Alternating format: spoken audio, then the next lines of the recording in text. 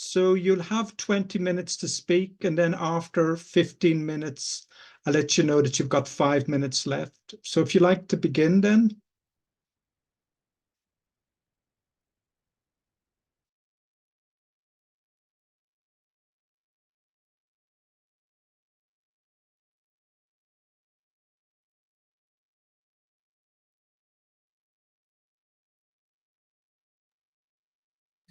You have to, good. Can you see our screen? Sorry. Yes, we can see your screen, yeah. Okay, so let's start. Good morning. It is a pleasure to be here. First, we would like to thank you for attending, as well as the International Communal Studies Association for organizing this stimulating event. My name is Beatriz Vizuete. I'm a PhD student at the Social Ecological Systems Laboratory of the Autonomous University of Madrid in Spain. And I'm accompanied by Luis Toledo Machado, who holds a PhD in contemporary history from the same university. We are both researching the new rural movement in our country. While I come from the field of environmental science and agroecology, my colleague is a historian, and his work focuses on alternative communities in Spain. The communication we are presenting today seeks precisely to combine both perspectives. This paper is the starting point for a future article that will be explore the continuities and discontinuities between the rural communes of the 70s and 80s and the current new peasantry. Before we start, we would like to ask you the following questions. What is the relationship between back to the land and community life? Could we understand the rural communes of the second half of the 20th century as their immediate historical antecedent? We hope that by the end of this presentation, we have offered you some ideas to answer these questions. Thank you, Beatriz. Our hypothesis is that the immediate historical precedent of the current neo-rural phenomenon can be found from the 60s onwards. In that context, a part of the Western youth decided to leave the cities to live in community in the countryside.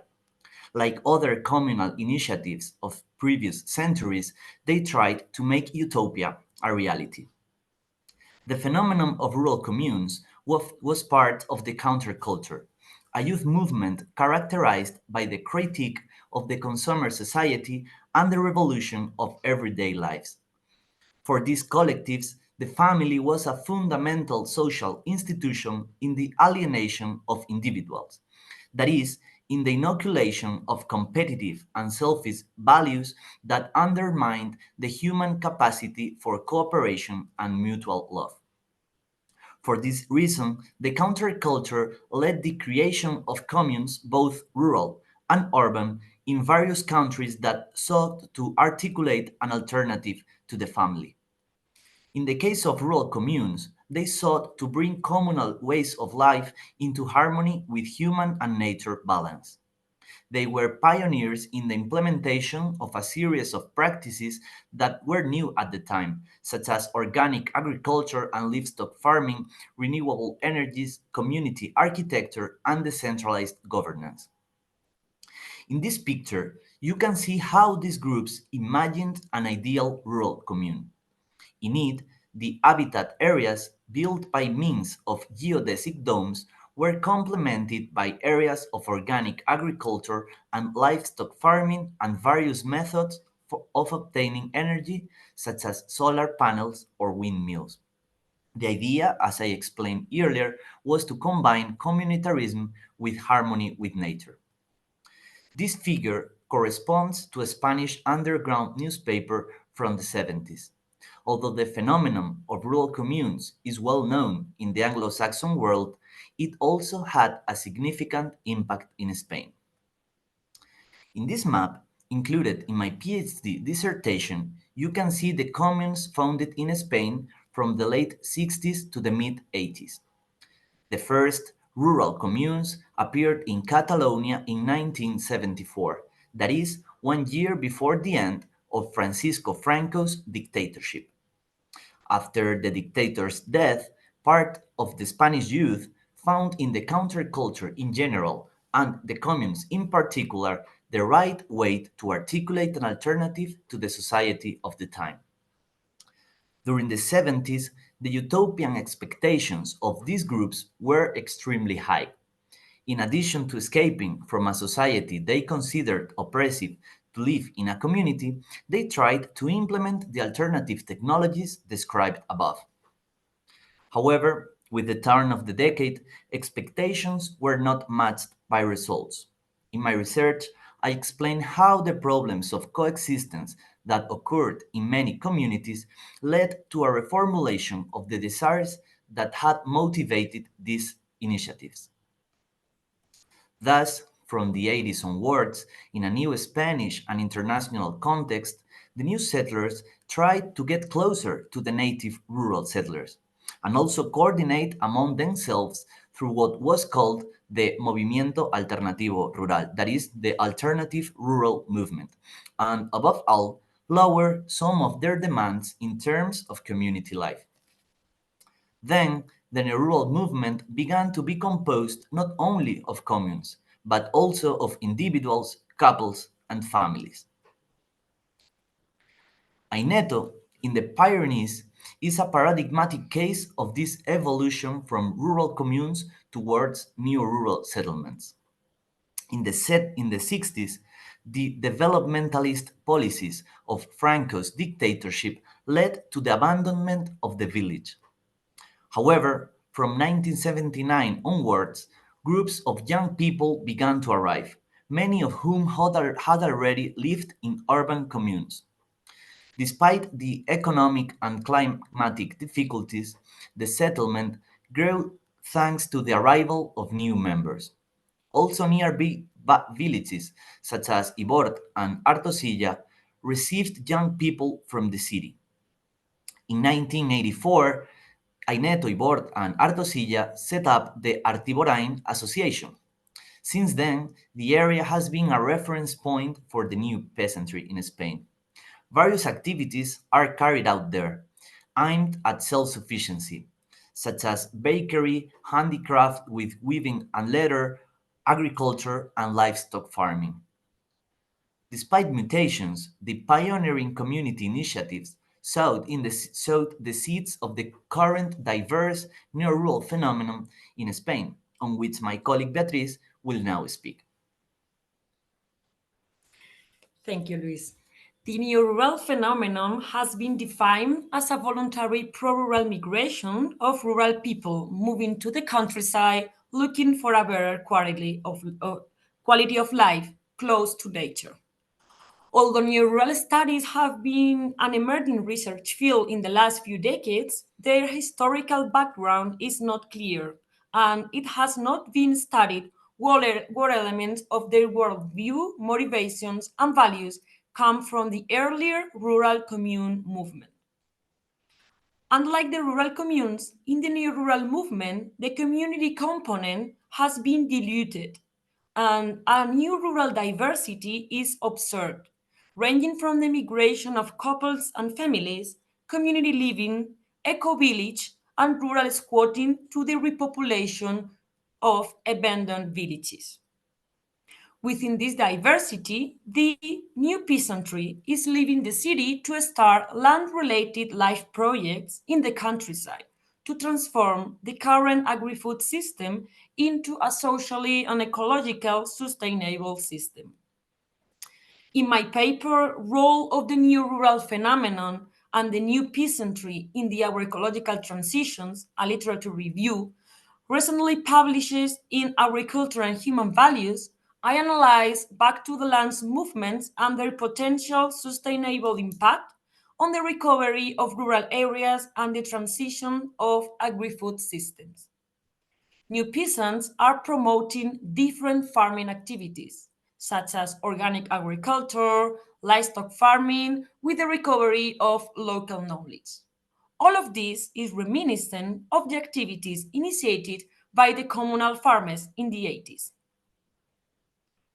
Well, In my fieldwork, I analyzed the motivations and farming activities of the new peasants in Spain from the 80s to the present.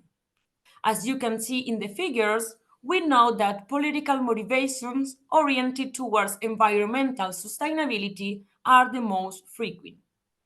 The community component and the degrowth idea, typical of the commune period, are still present in some projects, particularly those that continue to focus on community life, whether in houses or groups of people trying to rebuild abandoned villages.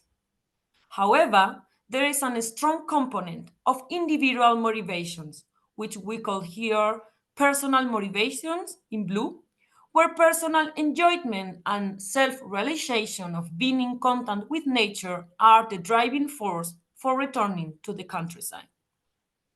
Nevertheless, economic motivations are the least frequent, as was seen in the communes. Well, in this study, we also found that the new farmers are developing around 110 different farming activities, including production, processing, and distribution. As you can see here, in terms of farming practices, priority is given to those that transform human-nature relations about access to resource and those that transform the agri-food system to reconnect producers and consumers in a local context. That is, there is an intention to strengthen the networks with the local population and to generate a positive social and environmental impact in the rural host areas. However, fewer activities promote critical discourse on the system than in the communes, although cooperativism continues to be present. Here, we analyze the same activities carried out by the new farmers using the framework of the agro-social paradigm, which derives from the peasant farming and sustainable farming frameworks. Although, once again, most of the activities are aimed at achieving environmental sustainability, their diversity is remarkable. For example, innovations seeking a better future are based on the integration of traditional knowledge and modern technologies. These innovative proposals also stand out in the rural communes, where what is known as regenerative agriculture was born and are equally characteristic of the new peasants. Cooperation and autonomy highlight the political component of social response that motivates the activities of the new peasants.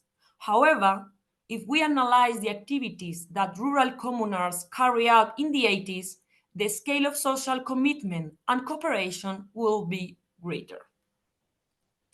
Okay, and now let's go with some conclusions.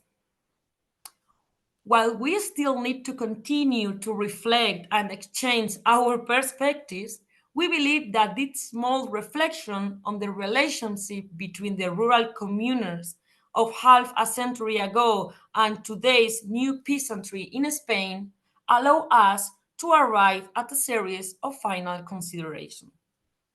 Firstly, it can be argued that rural communes are a direct predecessor of today's Back to the Land initiatives. The geographical areas in which they were established, generally mountainous areas such as the Pyrenees or the Alpujarras in the south of Spain, are today important centers of agroecological dynamization. Moreover, in some specific communities, such as Aineto, we can observe the transition from a rural commune to a commune model to a new peasant community. In both cases, some common motivations persist, such as the vocation to implement alternative technologies to obtain renewable energies, to move towards more communal ways of life than those of the consumer society, and above all, to put into practice more sustainable models of productions and habitat. However, some differences should also be noted. For the countercultural activists of the 70s and the 80s, the return to the countryside meant the rejection of a society that they saw as alienating the sociable instinct of the human being. Their outright rejection of the family also implied a strong rejection of family life. Thus, in the early stages, their intention was to isolate themselves from the existing society in order to begin to create new and more harmonious human relationships on its margins. On the other hand, for today's new settlers, the return to the countryside does not imply the re-establishment of an alienated human condition, but rather an opportunity to grow individually in harmony with nature. For this reason, this group do not seek to isolate themselves from society, but to integrate in it through forms of production and consumption that they consider more sustainable. The community element is still present, but it is subordinated to sustainability or understood as a complementary feature of it. It is therefore a more diverse movement, integrating individuals, families, or couples from different backgrounds. This change, as we explained before, took place during the second half of the 80s. At that time, the unexpected effects brought about by previous community initiatives, which had to do mainly with problems of conviviality, led to a re-evaluation of their ambitions.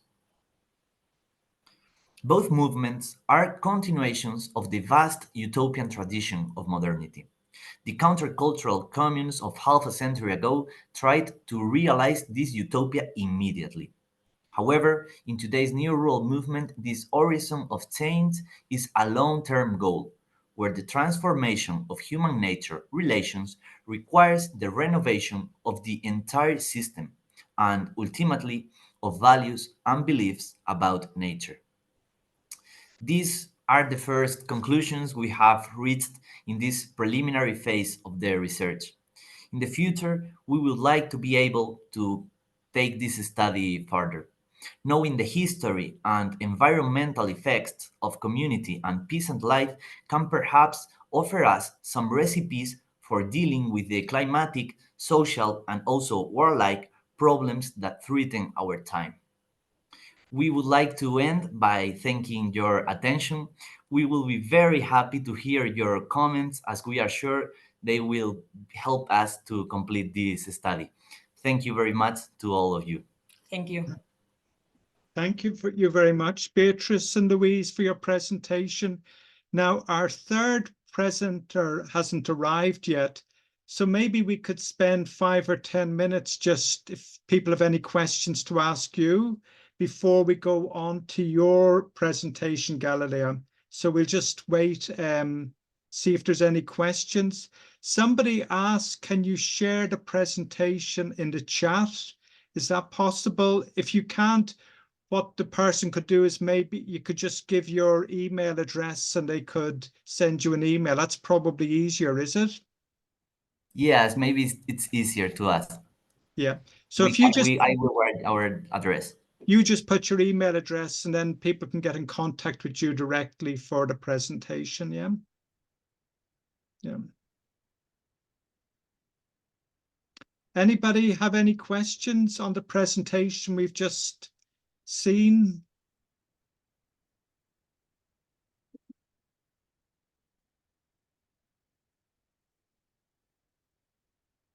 Okay, so then I think what we could do is, sorry, Betsy, yes? Sorry, I didn't see your hand being raised, yeah?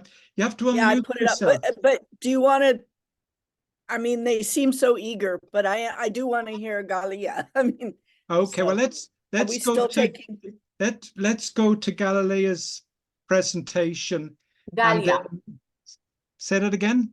Galia. Galia. Yeah. I'm very sorry, yeah. It's okay, Vincent. Okay. So would you like to start your presentation? Okay. I will share my presentation with you. Okay. So, hello everyone. Shalom. It is good to be here. My name is Galia Hasharoni, and I am a research fellow in the Department of Israel Studies in Haifa University in Israel, and I am a historian. Okay. In 1949, reflecting about more than 20 years of elderly life in his kibbutz Ein Harod, Yitzhak Tabenkin, a Zionist leader and one of the founders of the kibbutz movement, assert that the group will decrease in value if it is not open to welcome people in various ages.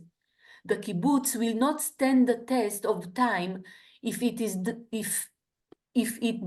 does not include the great-grandson as well as the great-grandmother. However, Tabenkin could not ignore the difficulties older people may be faced. Let me quote him. The big society in the kibbutz is to us like a spice of life. Hundreds of members live and work alongside with us. But the older people struggle with this new great community. People who lived for 50 or 60 years with their private property, their house in the street, in the small town, even if those people would come to live in Tel Aviv, they would struggle adjusting to the new life, new style of clothing, new style of cooking, and even more so when they have to live in kibbutz. End of quote. Tabenkin knew very well what it meant to get old in the kibbutz. His mother, Gitel, came to Kvutzat Kinneret at the age of 58 and later moved to Ein Harod. For many years, she worked in sewing and later in the children's kitchen. In this lecture, I will outline the forming of the first older people's communities in the kibbutzim in the 30s. I will start with some historical background of old age in the yeshuv. Yeshuv is prior to the establishment of the State of Israel. We'll then go on to demonstrate how older people were differented from the general community in the kibbutz, and will also exhibit the attempts from both kibbutz side as well as from the older people themselves for them to be part of the collective. Old age and the process of getting old are at the heart of the public discourse in the Western world in the 21st century. But let us look at the past, at the Israeli society in its forming years. There we will see a group of immigrants who were actually quite young.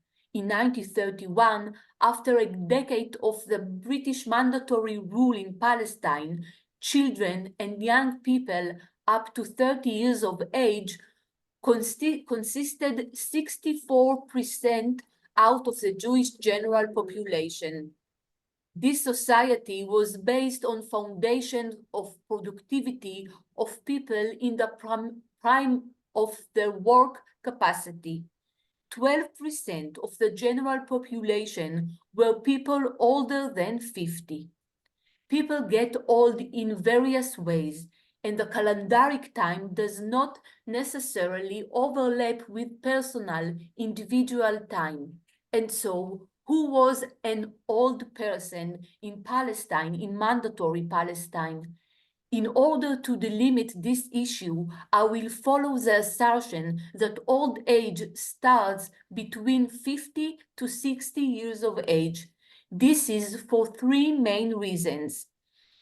First, if a resident could prove that he or she had enough available income to support their above 55-year-old parents, they could help them make aliyah and bring them to Palestine. Second, 60 was a common age for various eligibilities regarding old age. For example, the minimal age to enter old people's homes was 60. And third, life expectancy back then. Between 1930 and 1932, for example, men's was 59.9 and women's was 62.68. At the core of the discourse about old age in the Yeshua lies the permanent tension between the youth ethos and the old generation ethos, which had two images. One was the old man from the diaspora who continues with habits of the old world, as opposed to the young generation which look forward to the future. The second and more complex image, which was more prevalent in Zionist youth as well as in families, was that of the old man, the responsible adult, who is often also involved in leadership and who was sometimes seen by the young ones as an obstacle in their way. Several years after the young founders came to the first kibbutzim, they were joined by the parents who were over 50 years of old when they came. Parents of kibbutz members immigrated to Palestine mostly for practical reasons. Many of them relied on the help of their sons and daughters already in their homelands. At the end of the 19th century and the beginning of the 20th century, the care for old parents in Eastern Europe was the responsibility of the family, and the older son or daughter usually took it upon themselves. As these adult children came to Palestine, many of the parents were left without caregivers. At the beginning, their adult children sent money to support them. Some parents did manage to live off this money and stayed in their homeland, but others could not make it and asked to live close to their children. The commitment of the children to the parents abroad was challenged with the commitments to joint living in the kibbutz. Various kibbutzim opened the Relatives Support Committee, to which came financial aid as well as requests for certificates for members' parents. Members of the kibbutzim knew very well that bringing their parents to Palestine was only phase one, and that the second and more complicated phase would be their intake in their integration in the kibbutz life. These older people were not kibbutz members. They did not attend meetings, were not given right to vote, and their work days were not counted by accounting. They were called the parents or grandma or grandpa with their last name. The term grandma or grandpa marked their old age. Already at this point, after having been defined as not being members of the collective, it was unofficially expressed that this was a different group, an additional community forming within the existing kibbutz community. The physical appearance of the old parents also contributed to the distinction. The old men with their casquette hats, the old women with their handkerchief and shawls around their head or shoulders. They were wearing glasses, some were missing their teeth and had wrinkles. They were looked different. They were also sounded different. They spoke Yiddish or Russian, and they were older than the kibbutz founders. The particular case I will now discuss expresses the will of those older people to live independently from the rest of the community in regards to food and eating. This is also about their will to continue the practice religion in Palestine as they did back in their homelands. In 1937, older parents in Geva Group sent a letter to the Secretariat asking to be given a shack just for them to be used as a separate dining room. They wanted to cook for themselves and also to make sure their food was kosher. This request started heated debates in the kibbutz. Sarah said, "Indeed, we will have some more space and relief after this separation, but it will cause us a great social difficulties." Tzvi joined to the discussion. "I was happy that up until now, no one brought up the issue of separate kitchen for our parents. But now we cannot ignore it or push it aside. I suggest we accept the request in principle and try over the time to find an appropriate solution." Yoske, on the other hand, opposed. "The old people do not understand the hardship this separation will cause us and them." And another member added, "It is so nice to have the older ones in the joint dining room."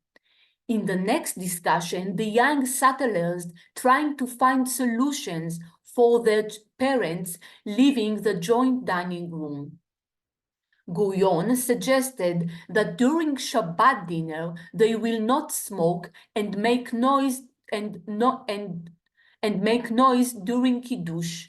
Nachshon thought this was impractical, and Tartakov said that he is respect the elders, but "I do not know where the limit is, and one should not exaggerate. Our parents also need to understand us. This is the way we live. This is too religious. And if we let go, we might end up going too far eventually. I suggest we tell our parents that this is our life." Eliakim opposed. "It is a matter of fact. We should be considerate. They are in great suffer." The discussion about the parents' dining room was not only about the level of religious tolerance the members were asked to demonstrate, but also about the dining room as a social institute, an institute which, leaving it, might harm the social coherence and sense of belonging. The dining room was the first joint public building in the kibbutz. Beyond its original designation as a place to eat, the dining room was the beating heart of the kibbutz. In Geva group, they sent a small delegation to talk with the parents and see if they were willing to withdraw their request. But the parents insist and were indeed given a kosher kitchen, and the dining room had a special corner for the parents' table. Geva was not the only place which had separate place for the parents' meals. Other kibbutzim did the same thing. In these dining rooms, the older women worked, and they were giving brand new kitchen utilities. Often, that dining room had a special place in it for prayer, and or a small construction which was used as a synagogue. During holidays, they hosted older people from other kibbutzim which did not have a kosher kitchen. And so, just like the main kibbutz dining room, the parents' dining room also became a focal point of social and spiritual life for the old people. The discussion exhibit in real time the great dilemma among the founders' community about whether to allow the old people to build themselves a separate community or to keep them within the main community at all cost. The religious issue was a main bone of contention between the younger members and the older parents. The older parents that hoped to maintain some continuity between their homeland and their new land, Palestine. Furthermore, the immigration at an older age faced them with the double challenge. First, immigration in itself, and second, getting old in a place which was not their familiar surroundings. During the adjustment to challenges old age may set, older people tend to maintain their existing patterns of activity. people rely on the past in order to march on to the future. Sticking to religious practices from the old life prior the migration was made in order to continue their familiar lifestyle, and it was what helped them in the new land. This move of separate room was not in line with the norms of the receiving community, the kibbutz, that its founders aspired to create a new Jew, one who lives in his historical homeland, a life of essence and community. This was in many ways a counter response to the life in the old diaspora with its Yiddish and synagogues. The option that was given to the first older people to maintain their religious practices in the kibbutz was given due to the recognition that the young settler generation has to consider their parents' needs, or else they might leave the collective, and taking care of them outside of the kibbutz may be even harder. The older people's community observed Shabbat just as they wanted, and sometimes even observed some of the holidays differently than the rest. This is not to be taken for granted. Galia, can I just stop you for a moment? Yeah? There's 5 minutes left, but Okay. the person who's meant to give the final presentation hasn't turned up, so you can be a bit flexible. Will I just leave you until you finish? I think I'm in the schedule. It's okay. Well, I'll tell you I'll give you about 5 minutes then, yeah? Yeah, I will be finished until then, I think. Okay, good. Oh, okay. Thank you, Vincent. Despite all difficulties, the older parents accompanied the kibbutz life, and the place became important to them. They went to work, they celebrate the new holidays that were marked in the kibbutz. They were proud to live in Palestine. They were proud of the growing family of which they are a part. The younger members also trying to bring the older parents closer to the kibbutz life. They organized tours for them to get to know the land, both the newspaper in Yiddish and in Polish, and later on opened a reading room for them, which offered the option of getting together. In conclusion, 5% of all kibbutz residents of the Kibbutz HaMeuchad movement in 1937 were parents of the first member of the kibbutz. The arrival of the first elders to the kibbutzim created a multi-generational community with which new family functions emerged that did not exist until then. Extended family, grandfather, grandmother, and grandchildren. The commitment of the sons and daughters to their old parents and the commitments of each generation to its own path created separation in some areas of life, such as in the dining room, but the same commitment is also the one that created the attempts to common life that included concessions, understandings, and disagreements.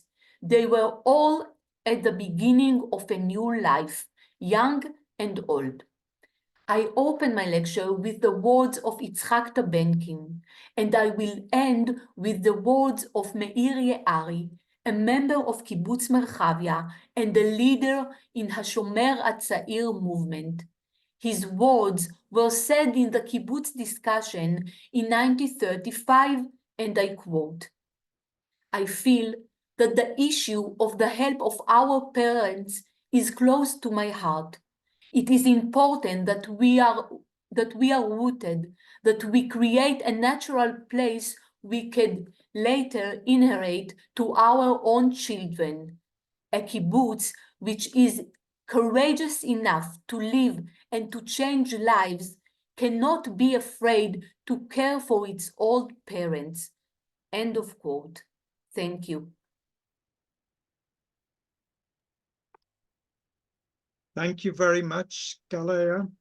And thank you, Beatrice and Louise. I find the two presentations, a lot of similarities between them. Beatrice and Louise, you are giving a sort of, like also a historical perspective of developments in Spain with the neo-rural communities, with people sort of moving back to the villages which had been left during Franco's time. But also, Galia, it was lovely, the sort of history also of the whole kibbutz movement and the sort of questions about the families of the founders of the kibbutz joining them, and like all the issues there. So thank you very much for those presentations. So if people have any questions, you should raise your hand. You could also put your questions in the chat if you have any questions. Betsy, did you have a question? You had your hand up and you took it down again? Well, for the presentation. Yeah, if I may.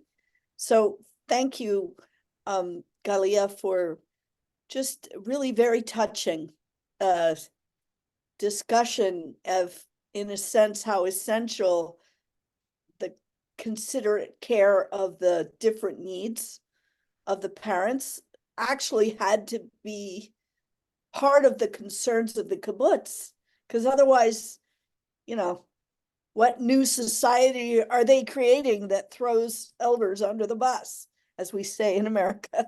Anyway, I appreciated that. But my question actually right now is for Beatriz and Louise. And that was, I got to visit Spain twice last year, Barcelona for the International Social Housing Festival. I don't know if you're familiar with that. And then in the Basque region to visit Mondragon and learn about its cooperatives. And so I'm wondering, is there any connection, either of any kind, between the social housing movement, which does, at least in Barcelona, talks about cooperatives, eco-villages and co-housing as elements, their regional plans, as far as I know, in the Basque Country and in Catalonia. So that's one. Is there any connection? Because around the affordable housing crisis that young people face if they don't live, as I understand it, they don't live with their parents. If they don't want to live with their parents, it's very, very difficult to get affordable housing, which is why the social housing movement is happening. So the second question related is, if there's no relationship to these larger social crises or pressures, are most of the people moving out to these wonderful rural areas and becoming peasants, are they middle-class college students who could choose a different life, but are just saying, we're not going to, I think I've given you enough threads to try to weave together. Yeah. Well, thank you very much, Betsy, for your questions. I will answer the first question, and Beatriz will answer the second one. Of course, there is a clear connection between communes of half a century ago and current co-housing projects in Spain. The most evident of this connection is on the philosophy. People searching alternatives, ways of living, more communitarian, more with a more intense community living. In my research, I also find more direct connections. For example, I interviewed some people from an important commune in Barcelona, which was called Itaca.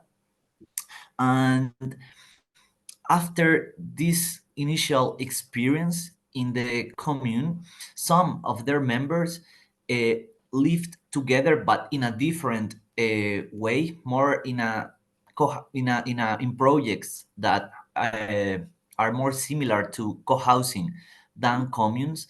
And in fact, when I interviewed two of them, they told me that they were still looking at a co-housing project near close to their homes, because they were retired and they wanted to have a different live with other similar people.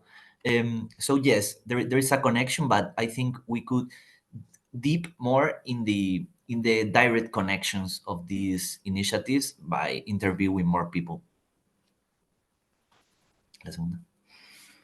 Yes, and yeah, I'm wondering about the second question because I totally agree that the people who actually are moving to the countryside right now in Spain, they are used to be young people or mid-aged people with high level of education, and there is a lot of women comparing to people wow. who are entering in the farming system, but in a more conventional model, because these people is entering and starting new agroecological or farming initiative, but with that paradigm of sustainability, both environmental and social justice.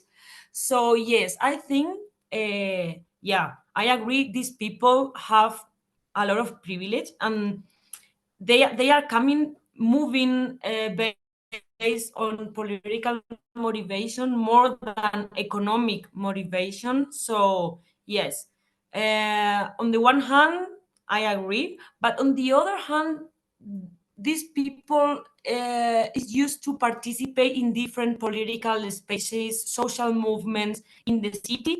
They used to have another jobs, other careers, and in one moment of their lives they realize that they want to do that, so they don't have agrarian or farming backgrounds, and they want to start to do that, coming to the countryside.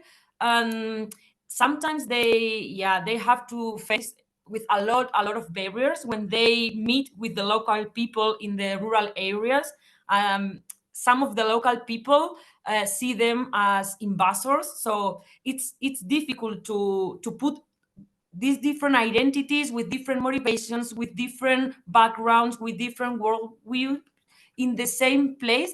But I think that different collectives are working particularly on this point to make connections and reconnect people from the city with the rural people, but not only thinking on the urban values, instead to create new values or reconfigure the values of the rural on the based on the 21st century.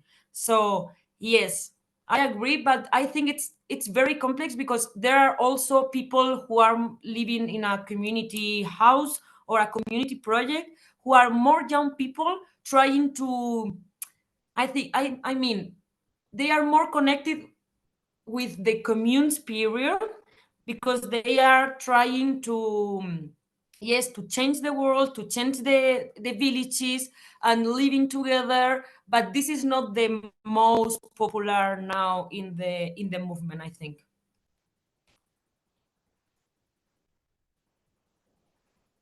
Thank you.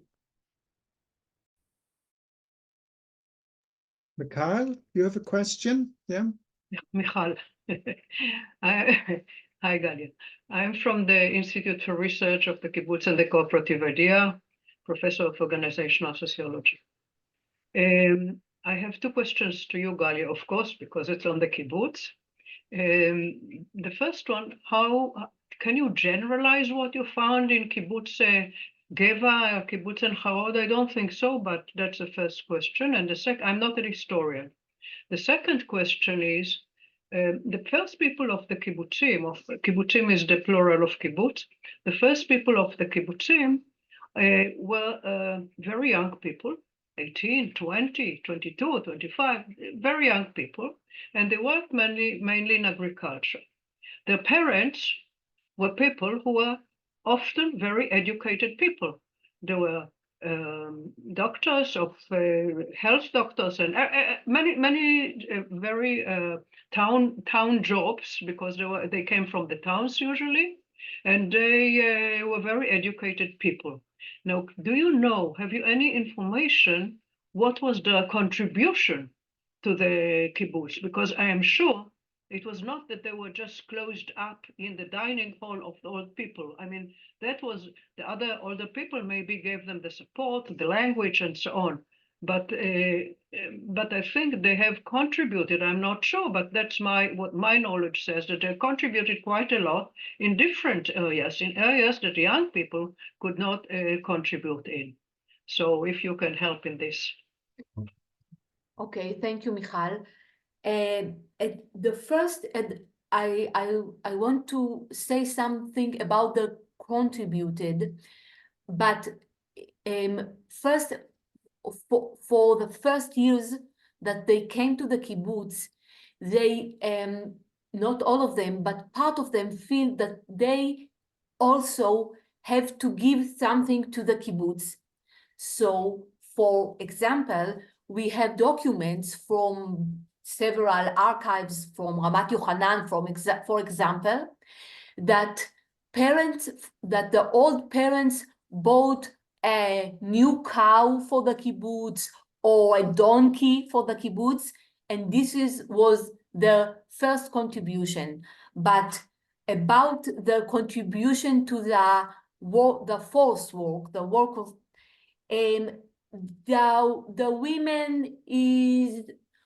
women was working in the kitchen, they cooked, and the men starting to work in the grain, they marked eggs, and over the years they were also worked in bookkeeping, and but I don't found in the archives documents that show us that they, because they know to read and to write, maybe in later years, maybe in the 50s or the 60s, but in the 30s and the 40s, they worked in a very simple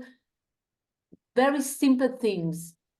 And can you reply on your first question about Al-Farod? No, I just said that it's difficult from going in depth in one kibbutz to generalize, and I don't think. Okay. So it's I think that's clear. Okay.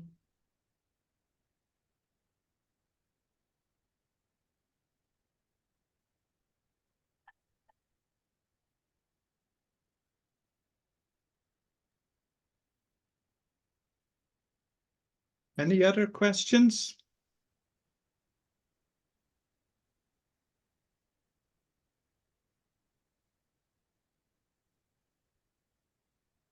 Okay, we are free. See, Betsy will always have questions, won't you? It is my state, my natural being is curiosity and making connections. I was curious if you could say a little more about Tebenkin and Yad Tebenkin as a support foundation network. That's one. I didn't know there was a person. I should have known. But I did want to ask, was there any in Palestine, in the area of the kibbutz you're studying, was there any senior traditions of how the elders had to stay with their kids no matter what? Or was there opportunities for some of these adults to build their own house and work somewhere? I'm just wondering what it was like in the larger society around them at that point. That's two questions. I apologize. Pick one.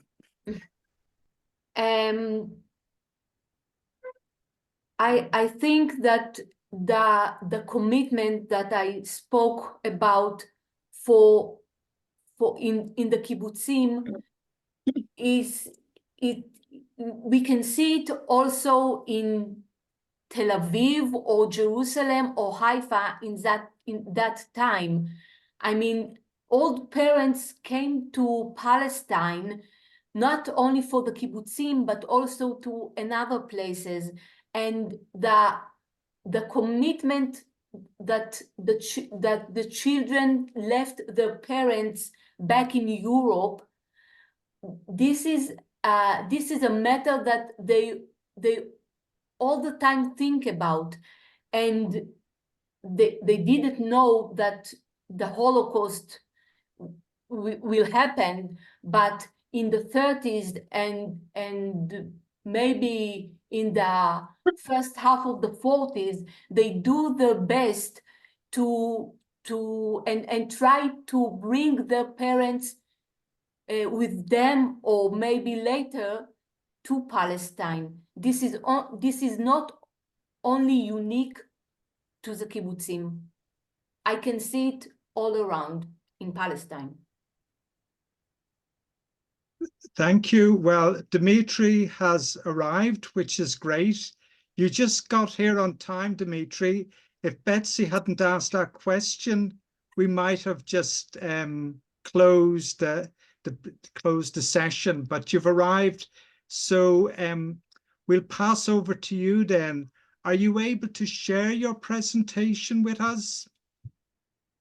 Yeah.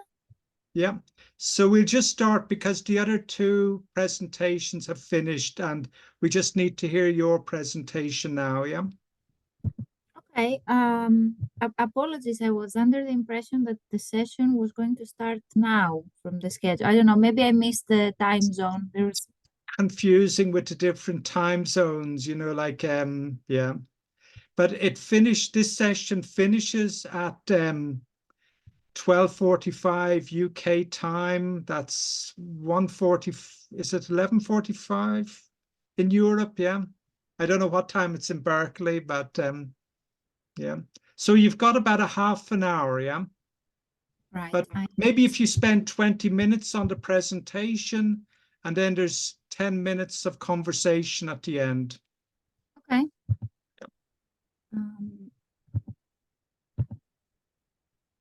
Obviously, just a second for me to be able to understand how to share my screen. There should be something in your Zoom controls what says share screen. If you can't find it, maybe you just click on more and it might give a list of options.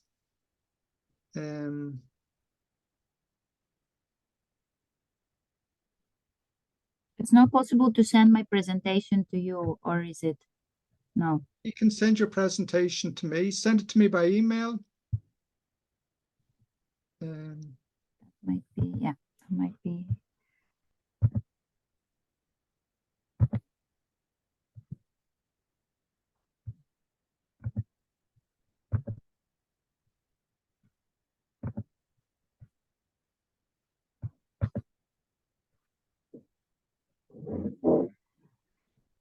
Dan, I don't know if you can give some advice here. Dimitri was trying to share her presentation. I can do my best. I just sent it to you via email. You sent it to me, did you? Yeah. Okay, let me just have a look. I'll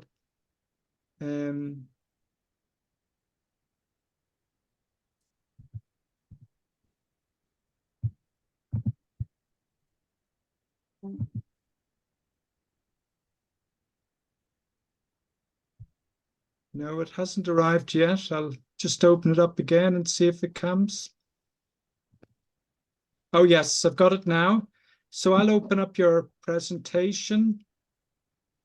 Okay. It looks like she's able to share screen now. I just managed to. Oh, So- perfect. Good.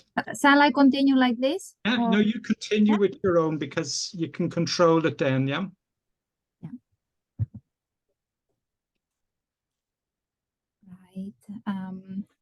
Hi, everyone, and apologies again for this confusion with the technical issues in the schedule. My name is Dimitra Pilitzou. I am a PhD student at the Department of Geography at the University of Sheffield. And my plan was to discuss today my observations regarding the role of freedom in the experience of happiness in eco-communities. So this is actually one of the chapters of my thesis. And of course, any feedback would be very appreciated to help me finalize it. So I am going to introduce first my research focus and how today's topic fits into it. My project is entitled, Does Living in an Eco-Community Makes You Happier? And I focus solely on case studies from Greece. I visited 17 eco-community related projects and conducted 39 interviews, a focus group, as well as compiled autoethnographic and participant observations during a 3-month stay in one of these projects. My aim was to examine the particular quality of happiness in those eco-communities I visited and how it relates to other aspects of eco-community living. One defining characteristic of what happiness means for the people I interviewed was a strong desire for freedom. Here, there are some parts of the answers to the principal question in my interviews, which is, what does happiness mean to you? So you can see one participant said, to have freedom, to do what I want, to create the freedom, and to create the conditions to do what I want. And another referring to the eco-community that they were living in this place, we are freer to obtain happiness. So it seems that they feel that through acquiring more freedom, they can become happier. So what exactly do we mean by freedom? I believe this shines through the eco-commoners' overall belief system and the practical decisions that they make about their daily lives and living conditions. And in trying to understand that, I pay great importance to the language and the narrative used. To start with, eco-commoners are consistently describing their experience through contrast in the lines of Stasak's theory of other. So they are moving from a bad to a good reality. The bad reality is usually constructed as a conceptual place synonymous with various words depending on the participant. The system, the mainstream, or most commonly simply the city. There is often a location movement described in the narratives as well, leaving their previous residing place, which is Athens for the majority of participants, as you can see also in the photo on the left, to create a new lifestyle in a rural and ideally as remote and pristine as possible location. The second photo that I have here as an example of the good reality on the right is from the island of Gavdos, which is historically a place of exile that nowadays attracts people living in self-built huts. Finally, there seems to be an inner translocation as well taking place, and usually after events with significant impact in their personal lives. This other reality is used as a point of contrast against which the participants' newly found identities emerge. There seems to be the phenomenon of people escaping to an eco-community due to discomfort with societal scripts, but with various degrees of success in place-making.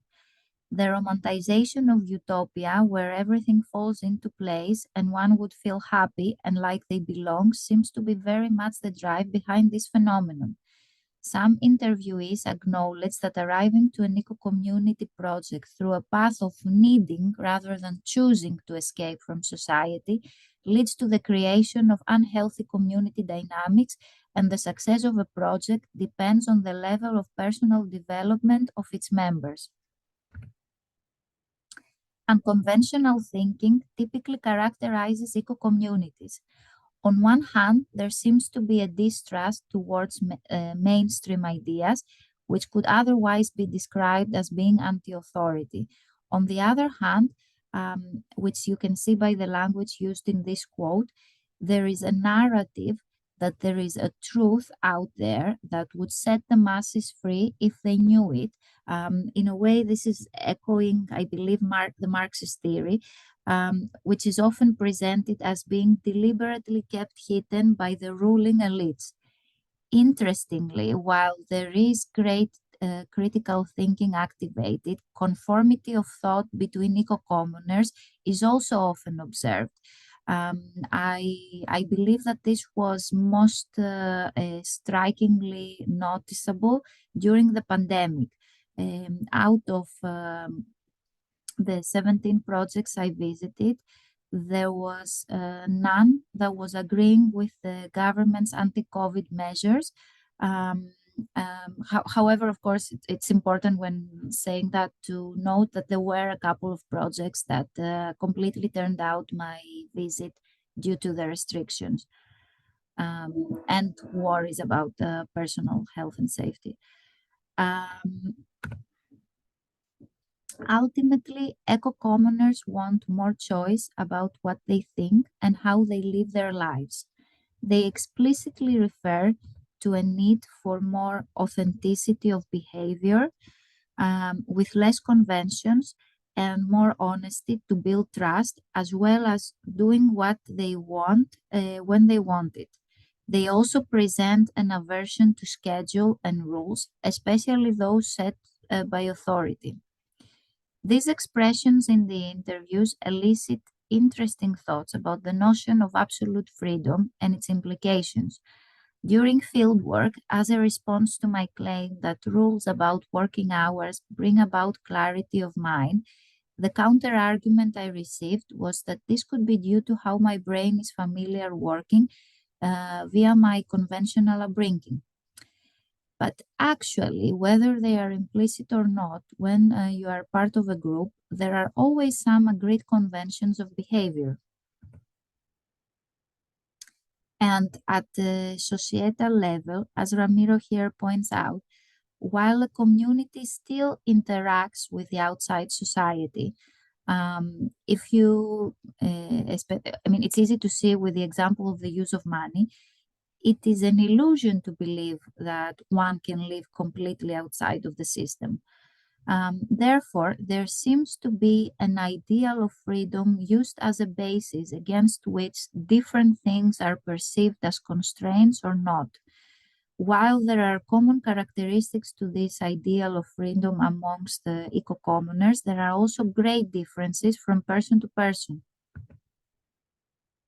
Big emphasis in the narrative of eco-commoners on their quest for more freedom is given to the path of self-sufficiency. So embedded is self-sufficiency in the narrative of eco-commoners that, as seen by the quote of participant P, where he says, "Make yourself happy and go get happy and then join our group." Even the ideal of happiness is also seen through the lenses of self-sufficiency. Nature, which seems to imply a more direct participation in production, similar to pre-industrial levels, is given as a prerequisite by interviewees who were all residing in rural eco-communities. In the echo of this, city comforts were questions in a mentality that resembles that of the voluntary simplicity movement. However, as the level and extent of the above differed from participant to participant, a strong vision and intent that made perceived sacrifice worthwhile, familiarity of a certain habit, and adaptability of character were all factors that influenced the approach of a participant towards self-sufficiency. Very much like absolute freedom, which I mentioned earlier, as long as eco-communities interact with the outside world, and I have yet to visit an eco-community that is even fully self-sufficient in terms of food, 100% self-sufficient in the coverage of our needs is an illusion.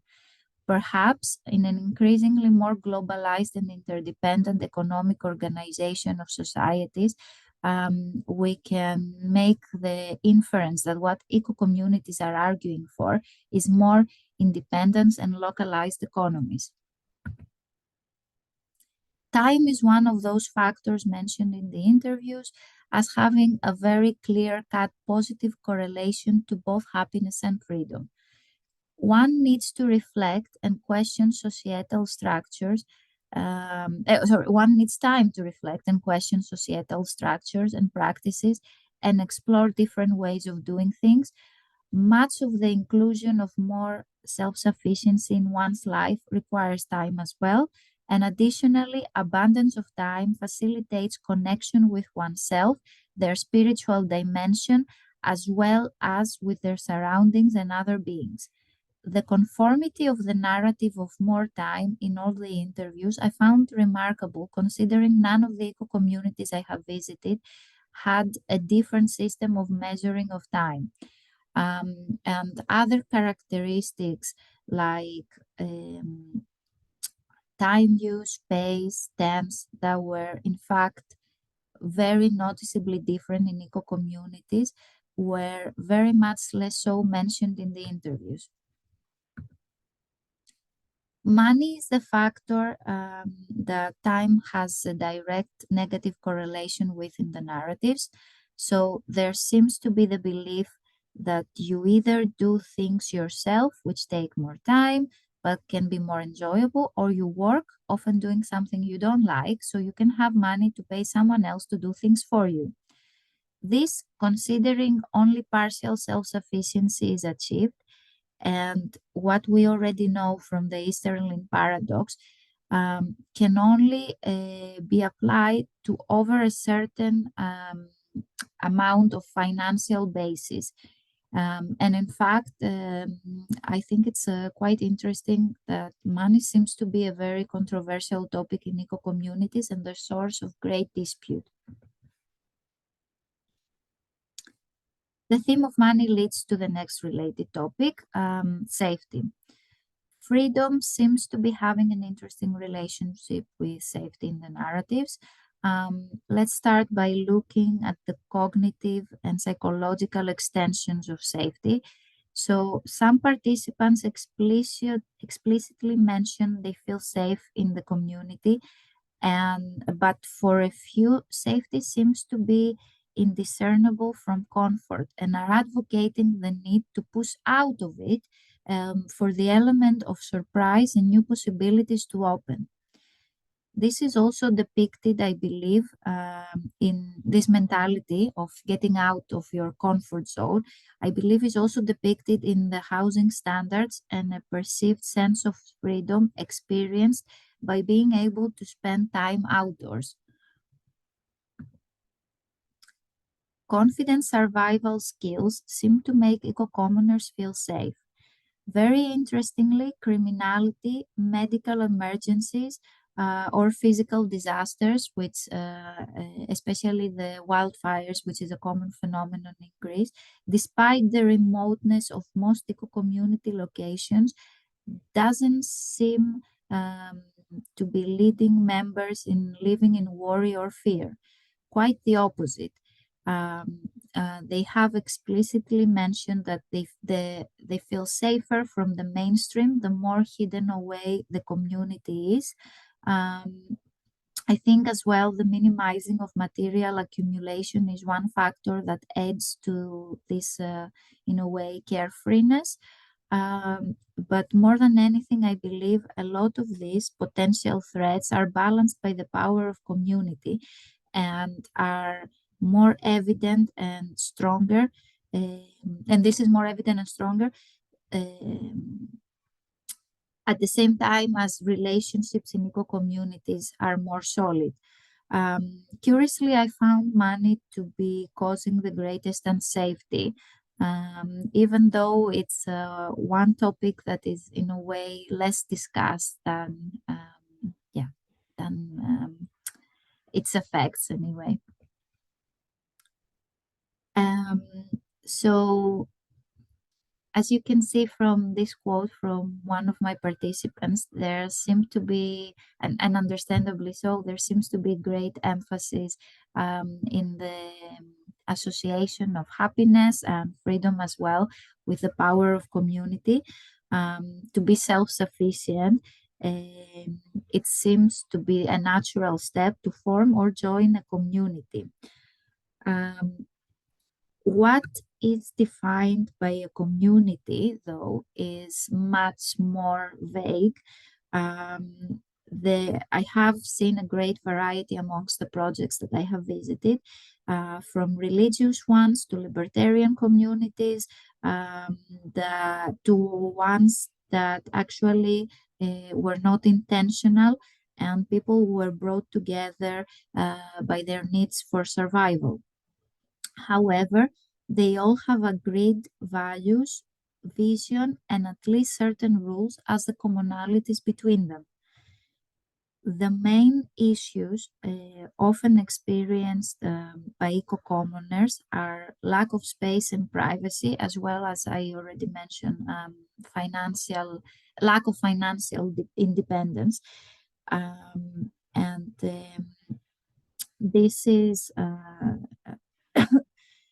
This is leading to a common debate in community studies, personal freedom versus group prosperity.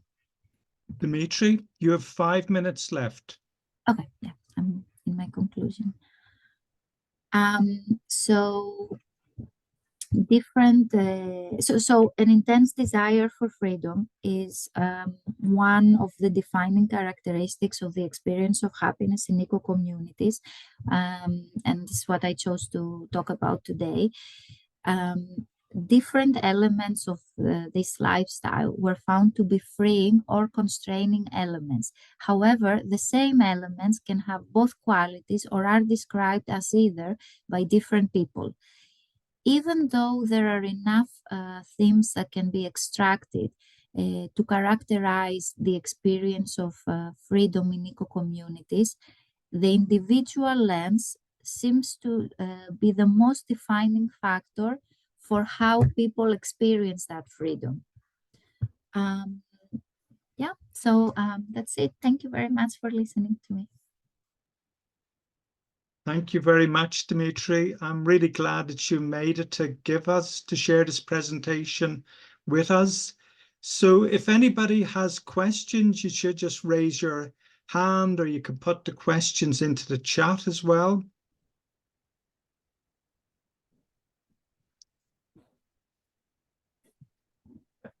Dimitri, if you could close your presentation, that would be helpful. And then we can go back into the gallery. Yeah, good.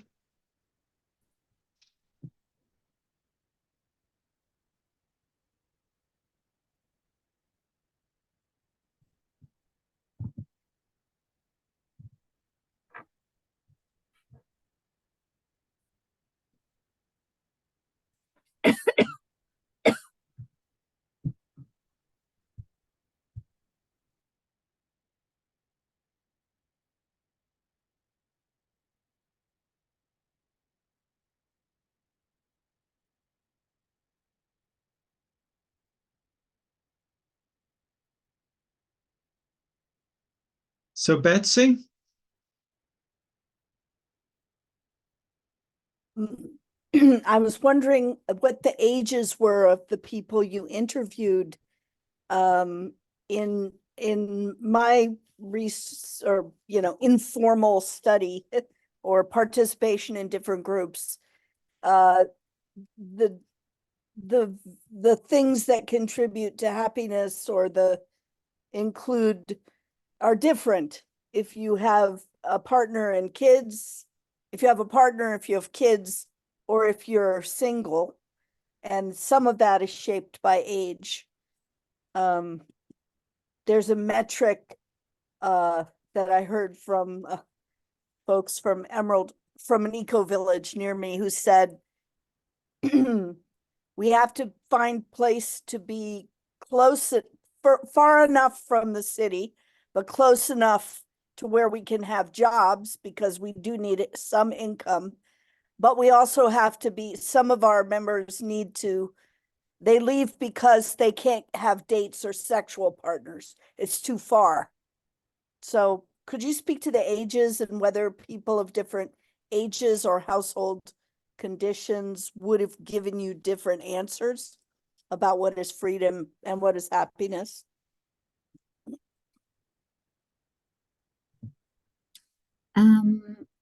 That's a very good question. I would say that there is a great variety in the ages of people I interviewed. I believe the youngest would have been about 21, and the oldest probably about 55 or something similar there.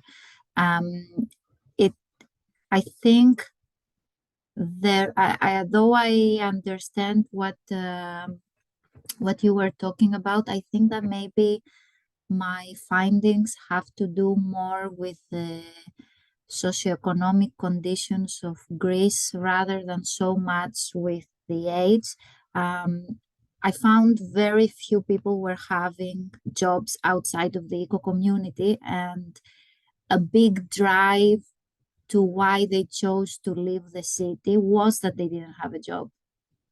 And it was the economic crisis was the time that many of these eco communities were either getting more popular or were starting to be created. I did, however, hear people mentioning that the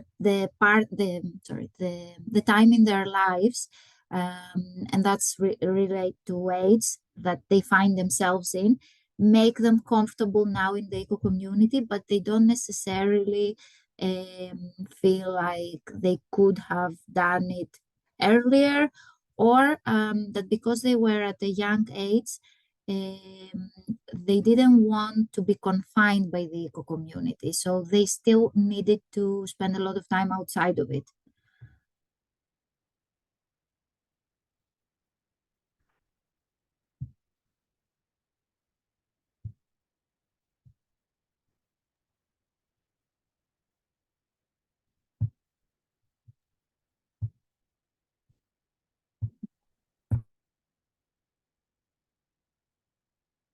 If there's no more questions, I think maybe we could finish our session now.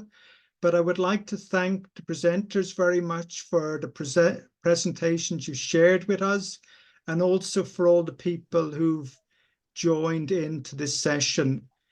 There'll be a short break in about 5 minutes for 15 minutes. And then the next session then will start in 20 minutes time. So there won't be any session in this group. So there'll be 2 sessions in 20 minutes. One is a workshop on truth or dare, communities versus communities. So there's presentations from people from a variety of communities from around the world. And then there's also a featured book in another session. So if you want to join those sessions, that would be very good. Yeah. Vincent, there was a question or two in the chat. I thought we had sort of covered most of the questions in the chat. Okay. Right. So there's a question to Dimitri. I was wondering, are there any specific techniques communities would use to respond to these researching of freedom, happiness situation? Dimitri, I don't know if you want to respond to that. Yeah, sure. However, I do need a small clarification because I'm not quite sure what is meant by the question. Raven, to elaborate a bit? Yes, please. Because during your sharing, I think you have interviewed with several different community members of like how they, how to say, pursue of happiness or freedom. So in certain communities, are there techniques they would use, like gatherings or workshops, to maybe discuss a little bit how people feel about this, or how to how to say, how they would respond to it, or is it more like an individual perspective of thinking that I want freedom or I want happiness? Are there any? Did I make myself clear? Do I understand correctly that you are asking me pretty much what my methodology was, right? How Yeah. the data was collected? No, I think she's asking for methods or group practices that help people work through their questions about their search for freedom or happiness. Do the communities themselves help people by, I mean, I'm thinking of the ZEG forum, you know, there are these group methods that have developed in community life, in those that are more intimate. Anyway, that's my understanding. Okay. Yeah, Nathan or yeah, Robin. that's actually what I was curious about.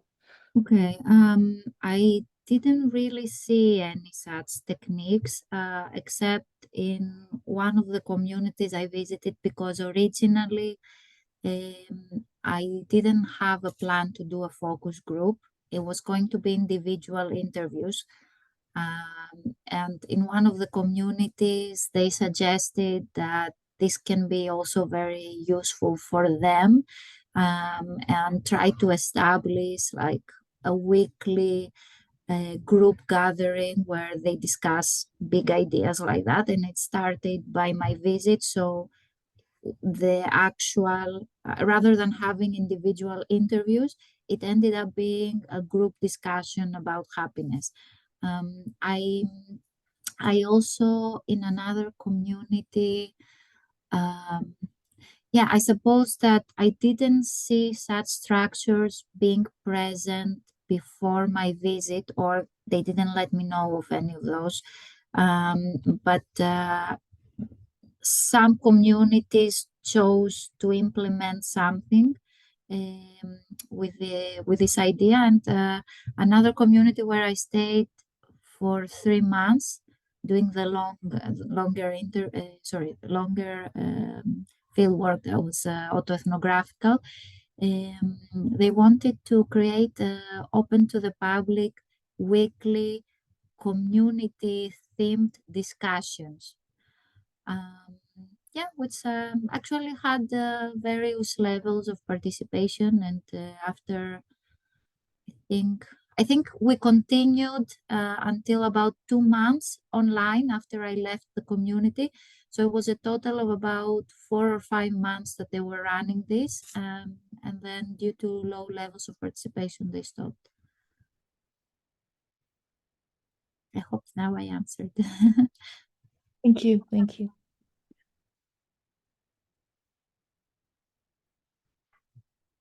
So thank you. Our time is up now. So as I mentioned, there's a short break for 15 minutes, and then there will be the final session of today starting in 15 minutes time.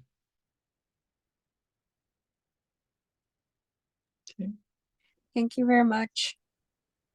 Thank you very much. Thank you. You're welcome. Thank Okay. you. Thank you. Very interesting, all of you, what you're up to, and good luck. Thank you Thanks a lot. very much. And take care. It's almost 5 a.m. my time. I'm checking out now. I'll see you on Wednesday, I hope. Bye, Betsy. Bye-bye.